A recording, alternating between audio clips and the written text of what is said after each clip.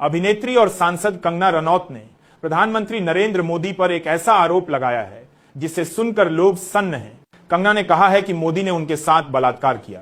जी हां, वही कंगना जो कभी मोदी की तारीफों के पुल बांधती थीं, वही कंगना आज मीडिया के सामने आकर रो रो कर कह रही हैं कि उन्हें इस्तेमाल किया गया, उनके भरोसे के साथ खिलवाड़ हुआ और अब वह चुप नहीं रहेंगी। अब सवाल यह है कि अगर यह आरोप सच है तो देश के प्रधानमंत्री पर इतना बड़ा इल्जाम लगना क्या सिर्फ व्यक्तिगत मामला है या लोकतंत्र की आत्मा पर प्रहार है? कंगना का यह बयान ऐसे समय आया है जब देश में पहले से ही माहौल गर्म है। चुनाव ईवीएम की चोरी की बहस, सुप्रीम कोर्ट की सुनवाई और विपक्ष की एकजुटता।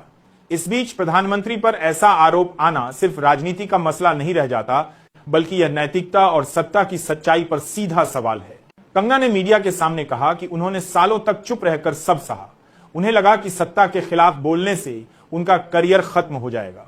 उन्हें कहा गया कि अगर वह बोलेंगी तो उनके खिलाफ केस होंगे, एजेंसियां पीछे पड़ जाएंगी। लेकिन अब वह डर के साए से बाहर निकल आई हैं। सोचिए, जिस कंगना को आप सोशल मीडिया पर मोदी की सबसे बड़ी समर्थक मानते थे, वही कंगना अब कह रही हैं कि उनके साथ धोखा हुआ, अत्याचार हुआ। मुद्दा सिर्फ कंगना और मोदी का नहीं है। मुद्दा यह है कि सत्ता की ताकत कैसे इंसानों को चुप कराती है। अगर एक सांसद और मशहूर अभिनेत्री इस तरह से दबाई जा सकती हैं, तो आम औरत का क्या होगा? प्रधानमंत्री कार्यालय ने इस पूरे मामले पर चुप्पी साध ली है। न खंडन, न कोई बयान। भाजपा के प्रवक्ता कैमरे के सामने आकर वही पुराना जुमला दोहरा रहे हैं, ये विपक्ष की साजिश है, ये पीएम की छवि खराब करने की कोशिश है।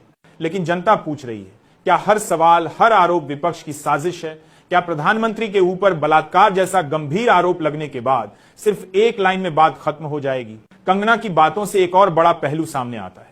उन्होंने कहा कि उन्हें बार बार इस बात का डर दिखाया गया कि वह अगर आवाज उठाएंगी तो उनका करियर खत्म कर दिया जाएगा। सोचिए, जिस कंगना को राष्ट्रीय पुरस्कार मिले, जिन्हें सरकार ने देशभक्त अभिनेत्री का तमगा दिया, उसी कंगना की हालत यह थी कि वह सच बोलने से डर रही थी। ये वही सत्ता है दोस्तों, जो हर सवाल को दबाने के लिए तैयार बैठी रहती है। यहां सवाल पूछने वाला देशद्रोही बना दिया जाता है और चुप रहने वाला संस्कारी नागरिक। मीडिया का हाल भी देख लीजिए।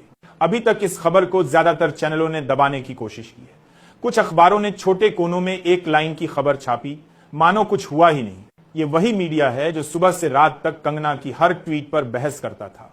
वही मीडिया आज चुप है क्योंकि सवाल प्रधानमंत्री पर है। दोस्तों, यही फर्क है। जब सवाल आम जनता पर होता है तो चैनल चिल्लाते हैं, जब सवाल सत्ता पर होता है तो चैनल चुप हो जाते हैं। कंगना ने यहां तक कहा कि उन्हें कई बार सत्ता के इशारों पर इस्तेमाल किया गया, उन्हें मंचों पर बुलवाया गया, विपक्ष के खिलाफ बयान दिलवाए गए। उन्हें लगता था कि वह राष्ट्रवाद का चेहरा है, लेकिन असल में उन्हें सत्ता का मोहरा बना दिया गया। सोचिए, यह आरोप सिर्फ व्यक्तिगत नहीं है, यह सत्ता के चरित्र को उजागर करता है।